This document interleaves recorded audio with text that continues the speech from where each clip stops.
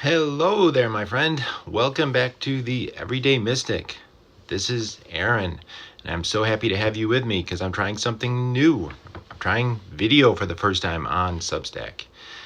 And as part of that today, I'm doing another random post like I did last week, where I go back to my notes, and this time I'm actually going to my notes from last January, and finding the most interesting things that I find there and sharing them with you. So if you like it, please let me know and I'll do some more. The first thought I had for today was the greatest teachers will tell you that you can choose to have whatever you want to have. You can choose to be whatever you want to be. You can choose the life that you want to live. You can choose any of these, but you must choose. Claim your power. And I think with this, I'm trying to say that I think a lot of people just let life come at them. They kind of take what life gives them and then usually complain about it, really. And I think we have to make a conscious choice to choose what our life is going to be. We can't let the world determine that for us, because the world is a reflection of our inner reality, and it will come to be that. So I'm telling you, giving you this directive.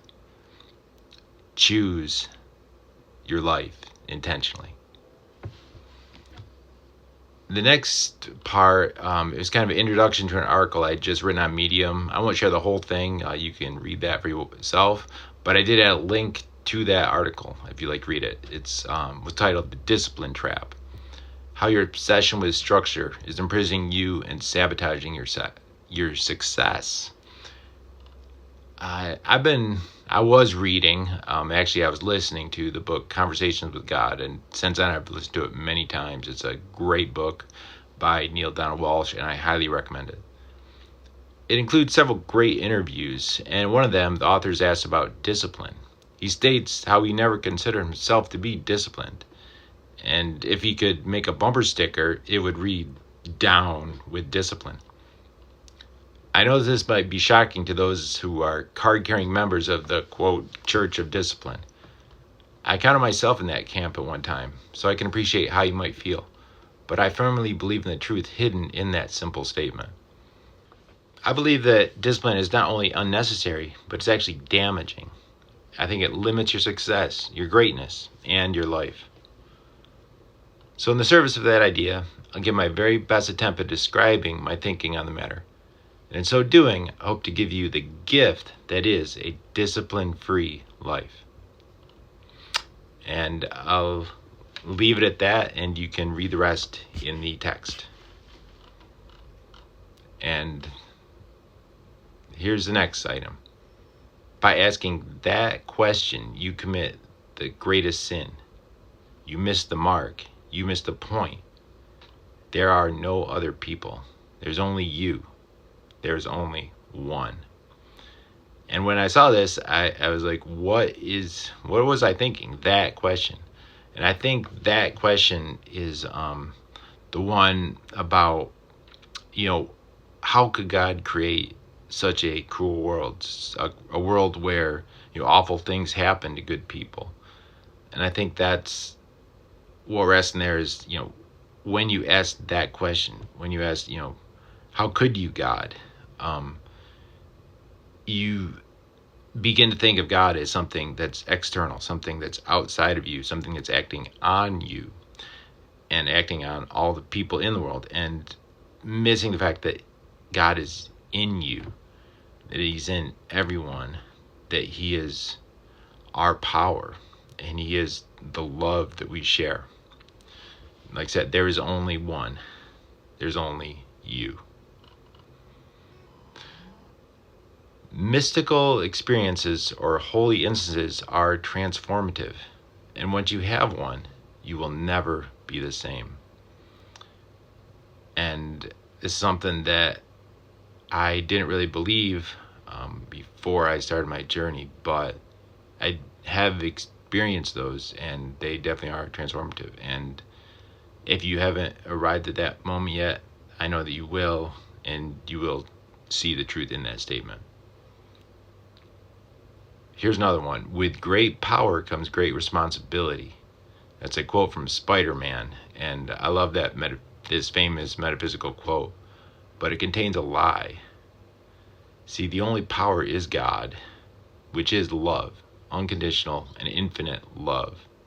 And there is no power outside of that. And that was kind of an introduction to another post that I did called The Tao of Spider-Man, and there's a link to that as well in the notes. Next up is a poem I call A Cloud Blocks the Sun. And like I said, if you're enjoying this, please make sure to share it with a friend. A cloud blocks the sun. On a lazy summer day, I sat and watched his wonder as a fluffy white cloud, the most fleeting thing, a collection of vapor, a million infinitesimal droplets of water, moved across the vermilion August sky to block out the sun, extinguishing its glorious light. It's like its life-giving warmth, leaving a chill in the air. And I thought how like this is to the world in its illusions, obscuring the holy light that is the love of God.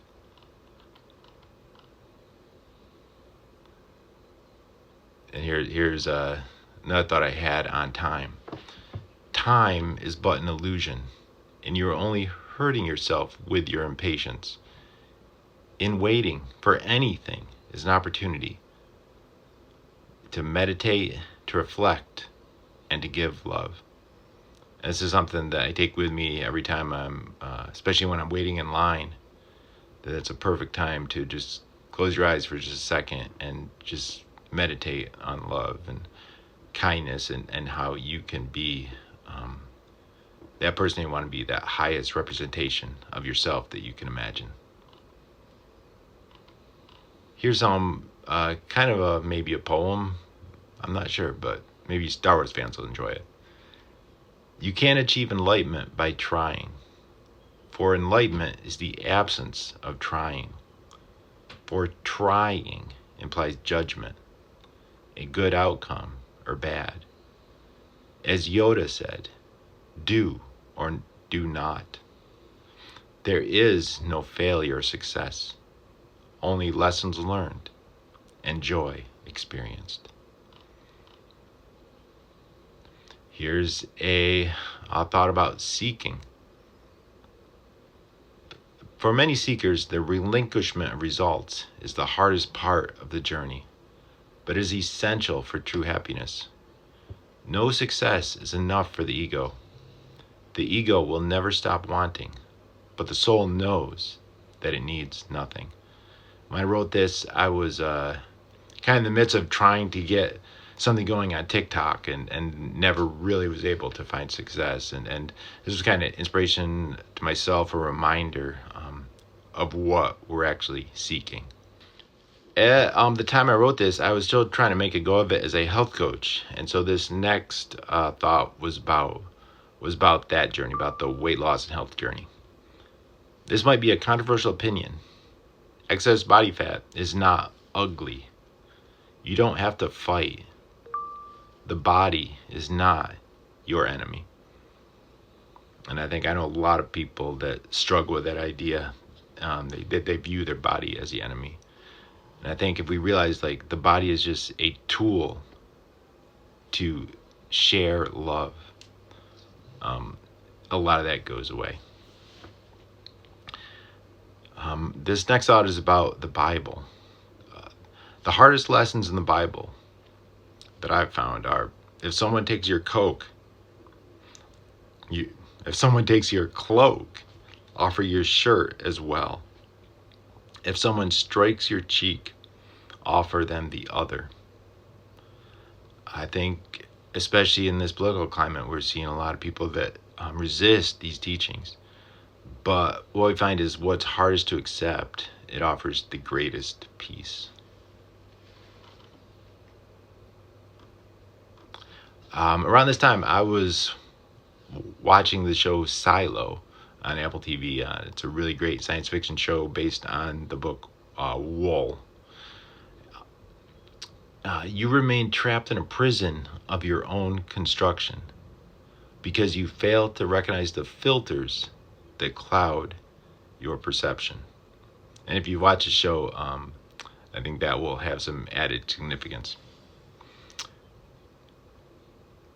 Next thought is about creating. You don't actually create anything. Everything has already been created and has already been given to you. The only thing you create is the space to receive it. And I think that's a very powerful metaphysical idea. Like we said, that if time is infinite and it's a circle, then everything that's is always has been. And so we don't create anything new. It already exists in as a thought form. And all we have to do is be willing to receive it, to manifest it into our reality. I think this is a powerful statement. It kind of goes along with it. You are the conduit for infinite possibility, seeking to express itself in form. And this is my last one, so thanks for sticking with me through all this time. I hope it wasn't too long, and I hope you enjoyed it. This one is it's a statement on happiness. If you want to be happy, but you criticize everyone's advice on just how to be happy, you don't want to be happy. And I think that's a powerful statement that, whenever we criticize the advice you receive from others, what we're actually wanting is we're wanting to be critical. We're wanting to judge. And when we do that, we don't allow in the light. And we stay kind of mired in that darkness. But we don't have to. We can transcend that. We can allow that light in. And even if the other person's advice isn't for us, we can still consider it, see where they're coming from, and form a better relationship with them and with ourselves. So I hope you enjoyed that. If you liked it, please subscribe, and I'll send you more. And if you want more inspiration, I highly, I just love it if you would check out my series based on the Course in Miracles. I do poems inspired by the lessons, and you can find everything I've published on a page in my on my homepage, and there's a link to that in the text as well. Thank you for watching, and until next time, I send you all my love, and namaste.